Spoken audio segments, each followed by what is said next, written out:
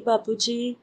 बापूजी, आपकी जो videos last आई थी उसमें दो तीन प्रश्न मुझे आपसे पूछने हैं। पहला प्रश्न ये कि जैसे आपने कहा कि अब बेहद की 9 लाख आत्माएं ही बचेंगी और वो भी किसी का शरीर नहीं बचेगा, सिर्फ अब आत्माएं बचेगी और बेहद की 9 लाख आत्माएं बचेगी। मुझे पूछना था कि G2 से जो आई हुई आत्माएं हैं या जो 33 कोटि देवी देवता है, वो भी इस काल अग्नि में 100 कला की जो काल अग्नि होगी उसमें भस्म हो जाएगी।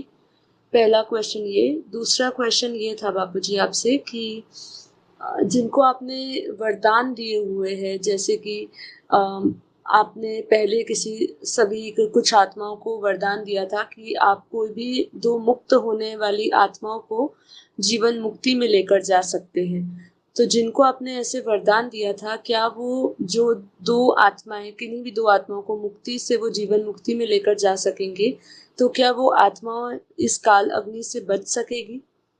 दूसरा प्रश्न ये था। और तीसरा प्रश्न ये था कि जो 33 कोटि देवी देवता जो ऊपर के 33 कोटि विमान में बैठ चुके हैं, तो जब काल अग्नि होगी तो क्या उनका क्या होगा? कि हम कहते हैं कि हमें निराकारी स्टेज धारण करनी है और निराकारी स्टेज का अभ्यास भी बढ़ाना है। तो आत्म स्वरूप में रह के जब हम निराकारी स्टेज को कैसे धारण कर सकते हैं, निराकारी स्टेज को बढ़ाने के लिए हमें क्या करना चाहिए, इसकी प्रैक्टिस कैसे करनी चाहिए, एक आप इसके लिए थोड़ा-सा हमें गाइडलाइंस दीजिएगा। और ये निराकारी स्टेज हमारी कब बनेगी?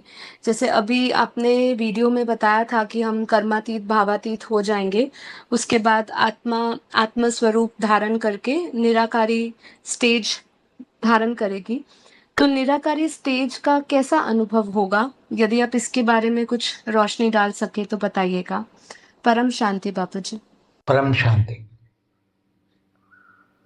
देखो, जो अब लेटेस्ट जो डिसीजन है, कोई ये मेरा डिसीजन नहीं है, ये हमेशा सूक्ष्म जगत में जो सर्जन करता है वो विसर्जन करता है। तो मल्टीवर्स का मालिक के पास ताकत नहीं है, शक्ति नहीं है, इसलिए उसका क्रिएटर का भी क्रिएटर माना मल्टीवर्स वालों का ग्रैंडफादर, वो 100 कला की काल अग्नि पैदा करके पूरे मल्टीवर्स को जलाकर भस्म कर देगा। तो उसके अंदर 100 कला तक की आत्माएं तो वो जलाकर भस्म कर देगा। वो उसका डिसीजन है, क्योंकि उसको समझ में आया कि ये जो है दूसरे मल्टीवर्स इतने अच्छे हैं मल्टीवर्स कि आज तक जब से भी सर्जन हुआ है उसका क्रिएशन उसने किया है, ग्रेट मल्टीवर्स के मालिक ने। तो वो कभी खराब नहीं हो। तो उसका ये 2 बार विसर्जन करके तीसरी बार सर्जन किया है, तो भी इतना 5 तत्वों की दुनिया बन गई और मृत्युलोक बन गया। इतना हालत खराब हुआ, मृत्युलोक में लोग हालत खराब होते हैं। तो ब्रह्मांड तो प्रतिपल अनंत आनंद ब्रह्मांड बनते हैं, बिगड़ते हैं। ये हालत है उसने, जब ये सब उसका रिकॉर्ड उनको दिखाया गया सब कुछ। तो फिर उसने ये डिसीजन लिया कि भाई मेरे को तो अब ये रखना ही नहीं है, दोबारा सर्जन करना नहीं है, उसको बिल्कुल एब्सॉर्ब करके खत्म कर देना है। तो उसमें मेरा कुछ नहीं चलता। और दूसरा जो होता है, जो आशीर्वाद होता है, वो आशीर्वाद एक कंडीशन पे होता है। मैंने पहले बोला हुआ है कि जो बेहद के ज्ञानी, बेहद के विश्व कल्याणी, बेहद के विश्व सेवाधारी जो आत्माएं हैं, उनको ही आशीर्वाद फलीभूत होगा। नहीं तो अंत में कर्ण की तरह उसको आशीर्वाद भी कुछ भी फलीभूत नहीं होगा, क्योंकि वो विश्व कल्याणकारी बेहद के ज्ञानी बन गए, मगर बेहद के विश्व कल्याणकारी, बेहद के सेवाधारी नहीं बने। क्यों? क्योंकि यहाँ एक साधारण, हमने कई बार समझाया भक्ति मार्ग का एग्जाम्पल देके, कि भक्ति मार्ग में भक्ति करने वाले जो सच्चे भक्त होते हैं, वो भी इनकम का 10% मंदिरों में दान करते हैं। तब इतने करोड़ों के मंदिर कितने बने हुए हैं, गांव गांव में हर मंदिर है। भले उसने मुसलमानों ने सभी हजारों लाखों मंदिर तोड़ के उसको मस्जिद बना दी गांव गांव में। फिर भी वो आज भी दोबारा मंदिर बनाने के लिए तैयार हो जाते हैं। तो हमने बोला तुम तो ज्ञानी हो, भक्ति मार्ग से भी ज्यादा तुम्हें तन मन धन समय लगाना चाहिए। मगर जो 10% से कम समय लगाते हैं तो वो भक्ति मार्ग से भी गए गुजरे हैं। तो ये बेहद के बच्चों का, बेहद का आकारी बाप का डिसीजन है कि ऐसे बच्चों को ना कोई वरदान फलीभूत होगा। हाँ, गिफ्ट दिया है तो गिफ्ट तो मिलेगी, गिफ्ट तो मैंने दिया है तो वो गिफ्ट मिलेगी, मगर वो गिफ्ट नहीं देगा, सिर्फ मेरी गिफ्ट रहेगी। और ऐसे बेहद की आत्मा भी होगी, कोई भी बेहद की आत्मा भी होगी, अगर उसने विश्व कल्याण के कार्य में अपना तन मन धन समय कम से कम 10% नहीं लगाया है, तो वो ऊपर जाके भी बेहद के विमान में बैठने से पहले एक अभी नया उसने रूल निकाला है कि बेहद के विमान में बैठने से पहले बेहद की कला का पावरफुल एक वायुमंडल वाला एक गोला होगा, उसमें ऐसी आत्माओं को वो मुक्त कर देगा जिन्होंने विश्व कल्याण के लिए कुछ नहीं किया। तो जो गीता में कहते हैं अपने लिए जीते हैं वो जानवर है, जब गीता में कहा दिया है कि जो अपने लिए जीते हैं वो जानवर है, तो विश्व कल्याणकारी नहीं है, विश्व सेवादारी नहीं है, ज्ञानी है मगर योगी भी हैं, अपने लिए तो परम शांति के वाइब्रेशन करेंगे, मगर ज्ञान दान महादान करने के लिए, क्योंकि ज्ञान दान महादान करने के लिए धन की जरूरत होती है और विश्व कल्याण के लिए धन की जरूरत होती है, तो वो धन 10% भी नहीं दिया, 90% तो अपने लौकिक परिवार के लिए यूज करे, कौन मना करता है, मगर 10% भी नहीं किया। तो ऐसी आत्माओं को वो बेहद का आकारी बाप उसको मुक्ति दे देगा, ऐसी आत्माओं को मुक्ति दे देगा, भले वो बेहद की रचना हो।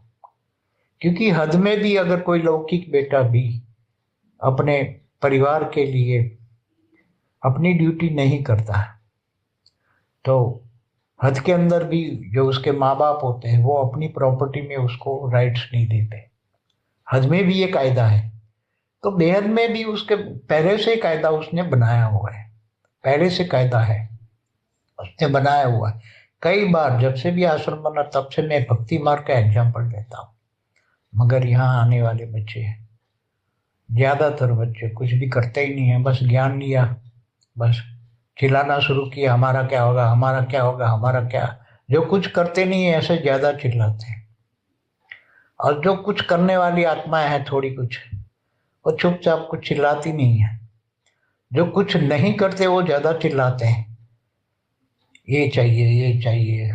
तो ऐसी आत्माएं जिन्होंने अपनी ड्यूटी भी नहीं की है विश्व कल्याण के काम में, तो ऐसी आत्माओं को पावर भी नहीं मिलेगी, काल अग्नि में जलेगी, ऐसी आत्माएं काल अग्नि में जलेगी और उसको हेल्पलाइन नहीं मिलेगी क्योंकि उसने अपनी ड्यूटी नहीं की। और जिन्होंने ड्यूटी नहीं की विश्व कल्याण के कार्य में, जो विश्व सेवादारी नहीं बना, तो फिर उसको हेल्पलाइन भी नहीं मिलेगी, पावर भी नहीं मिलेगी। जल के फिर आत्मा जब वो ऊपर जाएगी वो आत्मा, तब वहां उसको डाइल्यूट कर दिया जाएगा। ऐसी आत्माओं को जिन्होंने ड्यूटी नहीं की है, ऐसी आत्माएं जब ऊपर जाएगी तो उसको डाइल्यूट कर दिया जाएगा। विमान में बैठने से पहले बेहद के विमान में वही बैठेगी जो विश्व कल्याणकारी है, विश्व सेवादारी।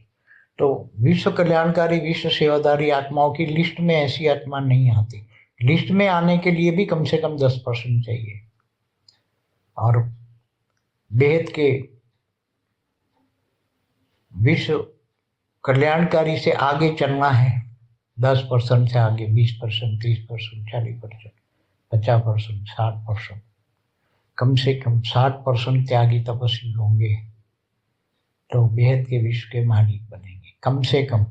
इससे आगे फिर भी नंबरवार हो जाएगा, हम तो छोड़ के चले जाएंगे, हमें कोई लेना देना नहीं, मगर ये तो उसके बाप ने, बेहद के बच्चों का, बेहद के आकारी बाप ने ये नियम कायदा कानून पहले से बनाया हुआ है, भक्ति मार्ग के आधार से। ये भक्ति मार्ग के आधार से उसने बनाया कि ऐसे बच्चों की क्या जरूरत जो विश्व कल्याण नहीं कर सकते, अपने लिए जीने वाले जानवर हैं, ऐसे जानवरों को क्या करने का, फिर उसको मुक्ति दे देने की।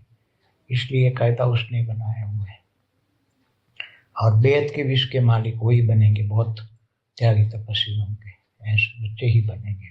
साधारण आत्माएं क्या बनेगी? ये सब परम शांति। जो आत्माएं आज ज्ञान में, ज्ञानदान महादान करने में सहयोगी है, मगर वो 100 कला से कम वाली आत्मा है, वो बेहद की भी नहीं है, साधारण आत्मा है, तो भी उनको अंत में जब महाकाल प्रलय में काल अग्नि से हेल्पलाइन मिलेगी, उसको काल अग्नि में जलाना नहीं पड़ेगा, अपने आप को सेव कर देगी, पावर मिल जाएगी। उसको भी 100 कला की पावर मिलेगी, भले वो 100 कला की पावर में डाइल्यूट हो जाए, मगर उसको काल अग्नि से जलने का अनुभव नहीं करना पड़ेगा, वो मुक्त हो जाएगी आत्मा। तो वो सहयोगी आत्माओं को बहुत हेल्पलाइन मिलेगी, जो सहयोगी है वो। अंत में सहयोगी को भी 100 कला नहीं 200 कला की पावर मिलेगी, भले वो अंदर 200 कला में मुक्त हो जाएगी, मगर सहयोग का फल मिलेगा कि इसको काल अग्नि में जलना नहीं पड़ेगा।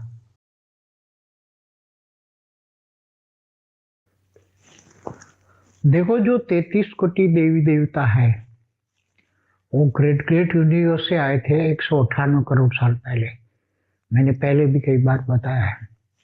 और वो उसकी जो रचयिता है, इन्होंने ये ब्रह्मांड में भेजने के लिए निराकार 33 कोटि मतलब 33 करोड़ निराकार आत्माओं को हमारे ब्रह्मांड में भेजा था। और वो तभी भेजा था, वो 2 कला की थी आत्माएं, और 2 कला की आत्माएं 198 करोड़ में काफी पावर लूज कर गई है। किसी ने 1% पावर लूज किया है, किसी ने 8% पावर लूज किया है।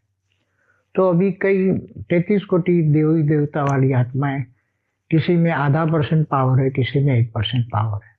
तो अब समझ जाओ कि 100 कला के ये ब्रह्मांड महाकाल प्रलय में आदि कला 1 कला वाली आत्माओं का क्या होगा। जब 100 कला वाली आत्माएं डाइल्यूट हो जाएगी, मुक्ति हो जाएगी, तो 100 कला से नीचे वाली आत्माएं तो सभी, जो चाहे कोई भी अनेक धर्म मठ पंच संप्रदाय की आत्मा जितनी भी धरती पर है, सूक्ष्म में भी है, क्योंकि सूक्ष्म से आई है। कोई ग्रेट यूनिवर्स से आई है 25-30 कला की, कोई ग्रेट ग्रेट यूनिवर्स से आई है 40 कला की आत्मा है, वो भी डाइल्यूट हो जाएगी। 100 कला से नीचे वाली सब आत्माएं डाइल्यूट हो जाएगी।